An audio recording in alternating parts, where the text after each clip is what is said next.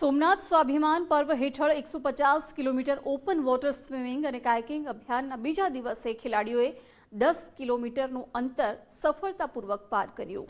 આ અભિયાનની શરૂઆત 21 ફેબ્રુઆરી 2026ને સોમનાથ બીચથી કરાઈ હતી।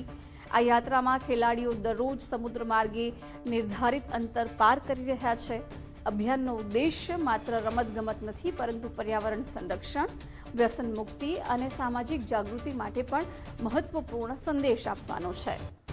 કુદરતી પરિસ્થિતિઓ સામે શિસ્તબદ્ધ રીતે સફળતાપૂર્વક પડકારો પર કાબૂ મેળવતા ખેલાડીઓએ શ્રેષ્ઠ પ્રદર્શન કર્યું। સ્થાનિક લોકો દ્વારા પણ ખેલાડીઓનું હાર્દિક સ્વાગત કરવામાં આવ્યું હતું અને આ અભિયાનનો સમર્થન કરવામાં આવ્યું। 2 માર્ચ સુધી ખેલાડીઓ દેલવાડા બીચ સુધી પહોંચવાની કટિબદ્ધતા સાથે આગળ વધશે। આ અભિયાન એક પ્રેરણા બની રહ્યું છે।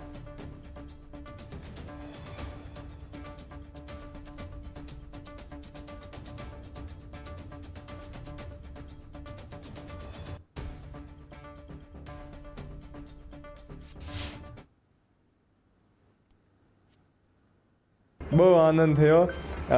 સ્વાભિમાન પર્વને અંતર્ગત અમે જ્યાં સોમનાથથી લઈ અને દેલવાડા સુધી સ્વિમિંગ, ઓપન વોટર સ્વિમિંગ અને ઓપન વોટર કયાકિંગનું એક્સપિડિશન કરી છે।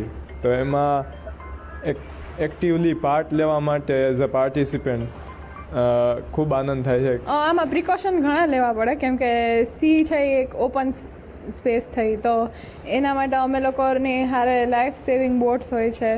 અમે લોકો ખુદ એના માટેની ડાયટ સ્પેશિયલ હોય, પ્લસ એટલી પ્રેક્ટિસ કરી હોય। અમે લોકો બોડી ઉપર ગ્રીસ અપ્લાય કરી ના પડીએ, જેનાથી જે દરિયાઈ જીવસૃષ્ટિ છે એ અમને ન એની હારે એન્કાઉન્ટર થાય।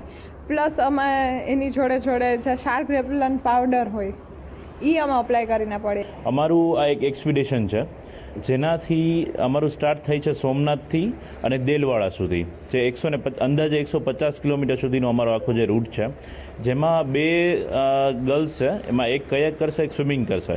ટોટલ 7 છોકરાઓ છે। સાથે સાથે અમે જે સ્કૂબા ડાઇવિંગ એનું પણ થોડું એક્સપ્લોર કરીએ છીએ। સાથે સાથે સ્વચ્છતા હોય છે, દરિયાની અંદરની સ્વચ્છતા એ અમે ખાસ અમારો એક પોઈન્ટ છે। સાથે સાથે કેન્સર કેર ફાઉન્ડેશન પણ અમારી સાથે હોય છે।